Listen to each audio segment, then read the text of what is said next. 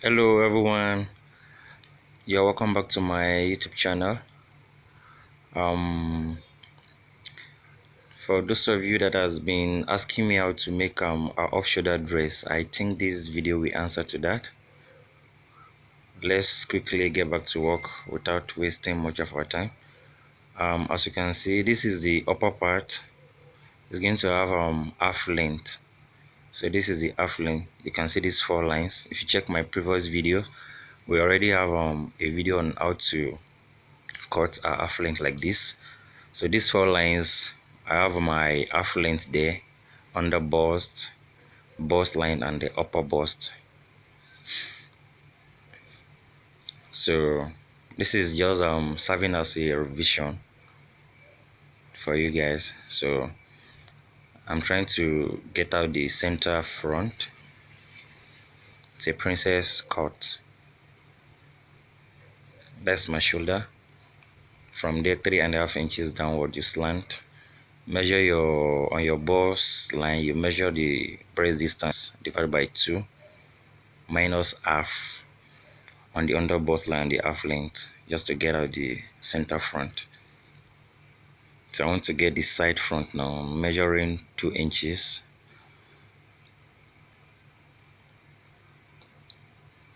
As you can see, we already have video on this, so just brushing through.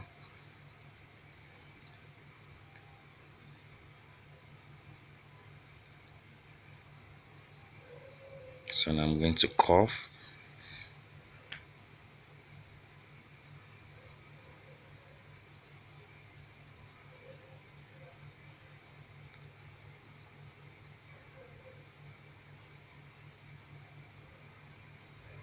I'm going to cut that out now.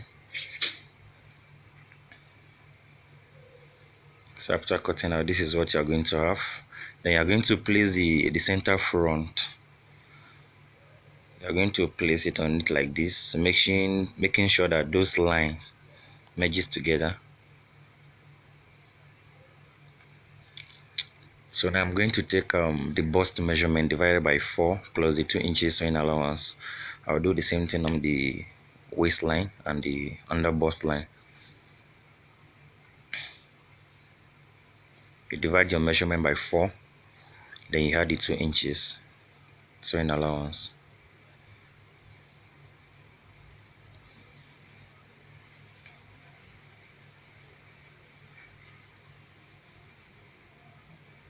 So just use your ruler to connect them together so that you have a straight line.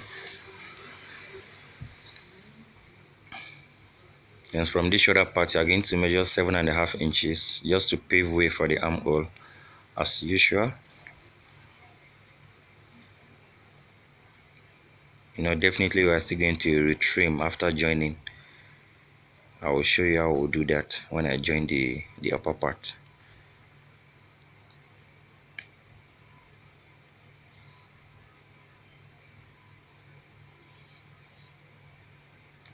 So after cutting out the front bodice like this, you are going to place it on the remaining fabric to cut out the back. As you can see, normally I said the back is always higher than the front, but on this case it's going to be an off-shoulder dress, so it's not really necessary for the back to be higher because you are still going to trim out. This is just a very easy way of making an off-shoulder dress. So now just open up this cup part, then just trim out. Just cut it out straight, following the center front shape. Cut it out like this.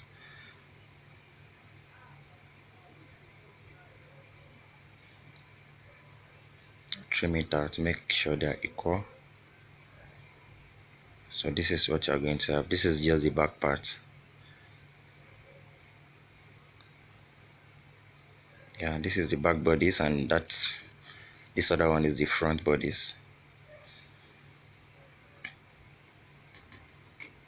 It's as simple as that, very easy, as you can see.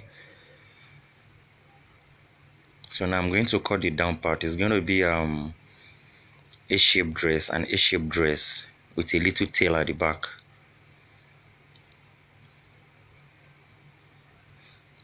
So these two lines you are seeing, this is the hip line and that is the knee line. So from this upper part now, I'm going to take my waist measurement divided by 4 plus the 2 inches so in allowance. I will do the same thing on the hip line. How I got my hip line actually, we are going to measure 25 inches from the shoulder. So after minusing the half length from it, so this is what you're going, that is what you're going to have. Then this is my knee line. You're going to measure 6 inches. You're minusing 6 inches from what you get from your hip line by 4, then you add the 2 inches. That is how you're going to get your hip curve to give it a very nice shape.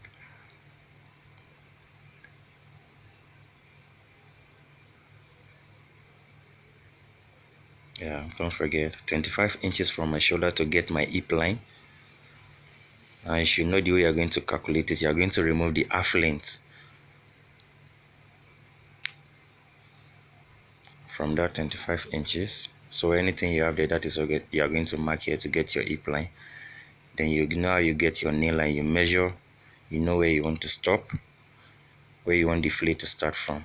So you just open it. It's an A-shaped draw. Just open it down to the last edge. Then you cut out like this. So you notch on your knee line and the hip line, so that you know where you're going to start your curving from. So now this is the front part of the down dress. So now to get the back, actually it's going to have a little tail. Yeah, depending on how big your fabric is. If you have a very big fabric, you can extend the back part. So in this hip line I measured 2.5 inches, on the knee line 2 inches, then on the waistline 2 inches. That's for the zip allowance. The reason why I added half on that hip line was to create space for the butt, so that the butt will be able to sit well at the back.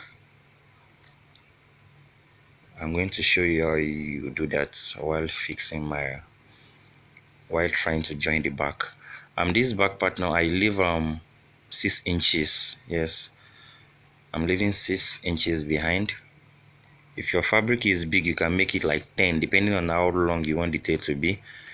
Then if you check, you see that the back is a bit longer than the front. Yeah, that place I'm leaving 4 inches higher.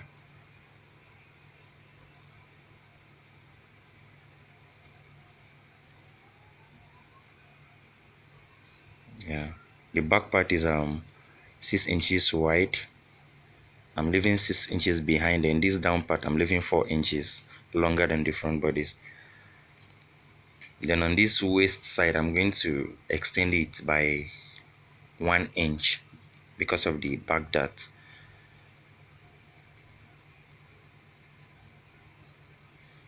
So if you check from this side now, you see here just the 1 inch because of the back dart.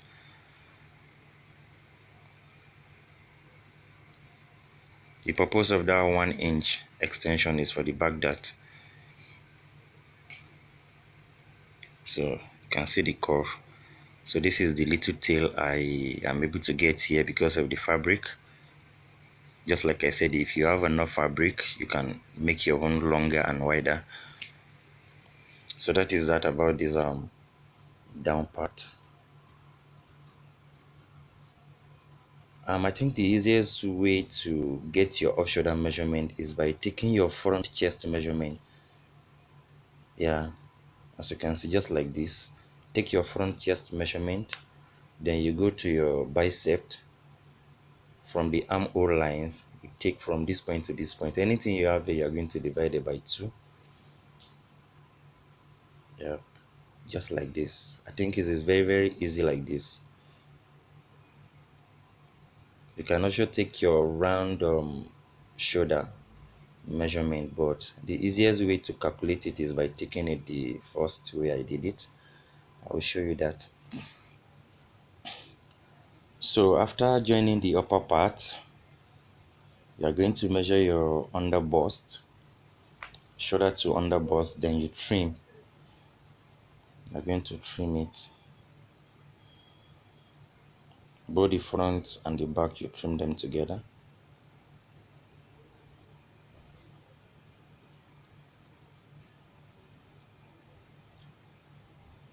That is the shoulder. Then from that point now, I'm going to measure the 7 inches again. 7.5 already, and to cut out the armhole again.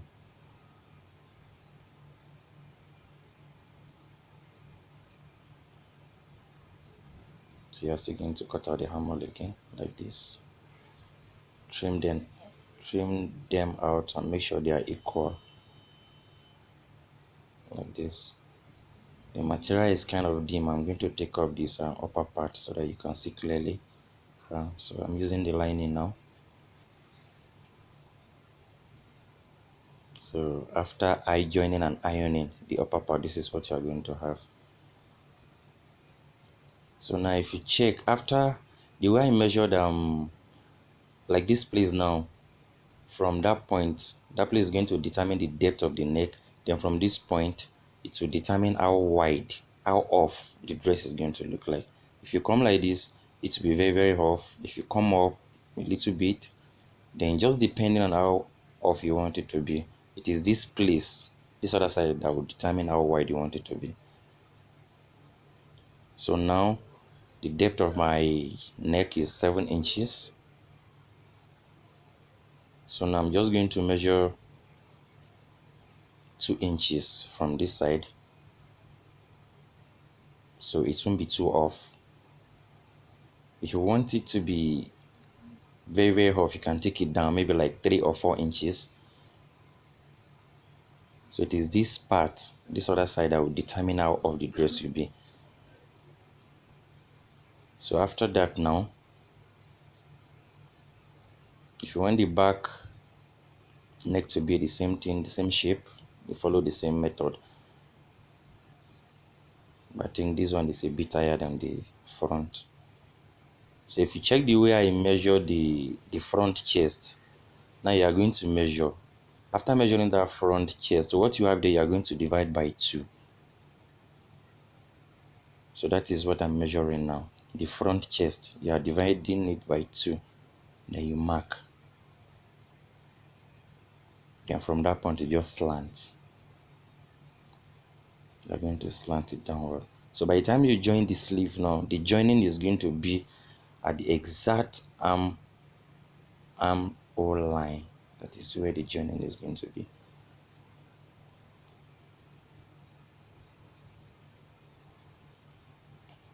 Now I'm taking the bust measurement. There's the bust measurement. You just mark. I'm going to mark it. So I'm just notching this place so that you know where you're joining and where the sleeve joining is starting from.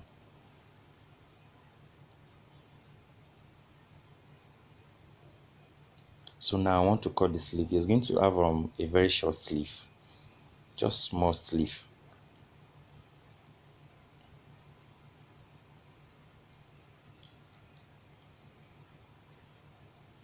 So what I'm trying to do here now is round bicep that I measured. You are going to divide. I told you are going to divide it by 2. So anything you have there, that is what you're going to measure here.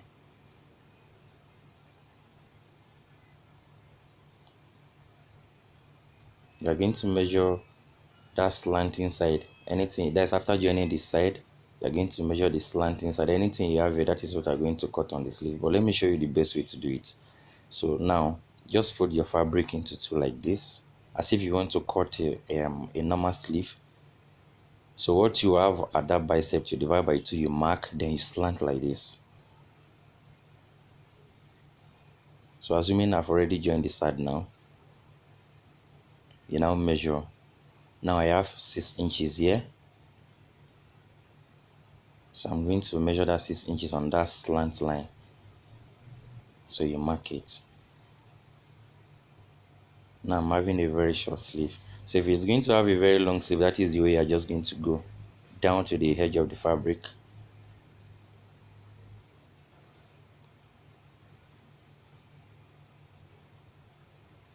but in this case I'm having a very short sleeve, so I'm going to cut it off from this side. So the length of the sleeve now is 6 inches.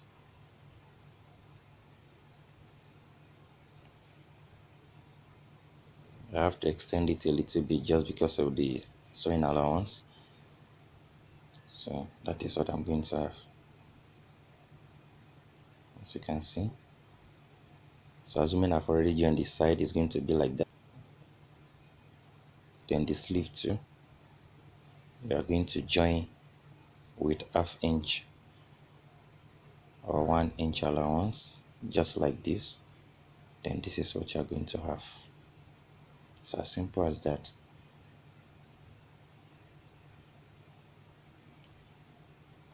After joining, that is what you're going to have. I'm going to show you after joining. So now I've already joined the down part to the upper part. That's the front bodice. Now I'm going to take the body measurement. So as you can see, after joining the front and the back together, now it is very advisable to take your final measurement at the back side. It is very advisable, most especially when you're making a dress.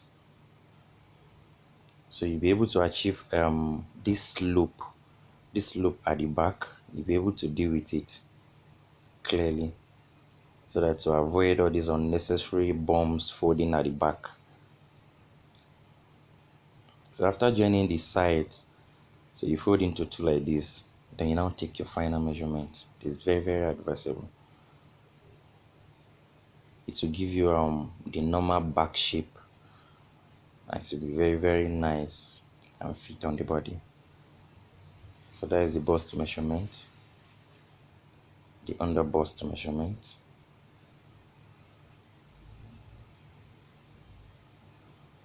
Then now the waist measurement.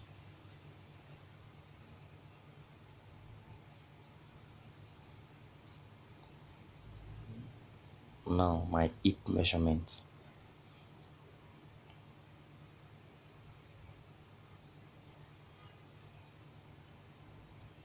Take the hip measurement. So after connecting, you're going to see, you can see the slope at the back. It's already curving out already up to the hip level. Even the butt at the back will be able to come out well. As you can see, to be able to lap well at the back without any folding or bumps at the back. Then the knee, you're going to take your knee measurement. Don't forget you are removing 6 inches from what you get from your hip. Though depending, some people might want it a little bit tighter. You can make it maybe like 8 inches then. As you can see, so I've already joined the back. If you look at the hip side now, you're going to see the butt space. See the excess. That is where the butt will fit in. So it's going to fit in perfectly. That's the little tail at the back. As you can see. So all is left now is the sleeve. So I've already joined the sleeve. This is what you're going to have.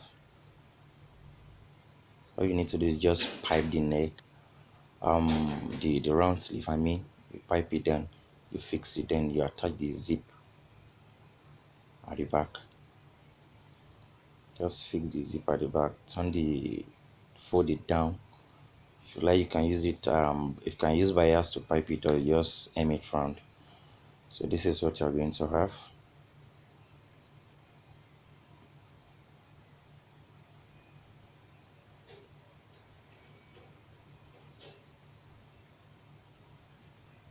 As you can see, very nice and beautiful.